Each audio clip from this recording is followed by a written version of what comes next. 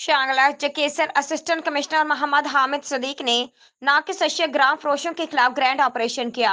Operation में दूध, घी, तेल, मशरूबात और दीगर अशिया में मिलावट करने वालों के खिलाफ क्रैकडाउन। अवामी शिकायत पर असिस्टेंट कमिश्नर चकेसर मोहम्मद हामिद सदीक की सरबराही में veterinary officer Swat Shangla food safety authority के साथ मिलकर मुश्तरका ऑपरेशन कार्रवाई के दौरान दूध के नमूने मिल्क टेस्टिंग लेबॉर्ट्री के जरिए चेक किया, जिसमें पानी और केमिकल की मिलावट करने वालों को गिरफ्तार कर लिया। पेशावरी मशहूर चपली कबाब के होटल्स पर छापा के दौरान नाकस मसाला जात, खराब गोश्त, नाकस कीमा में मिलावट पर जुर्माना किया।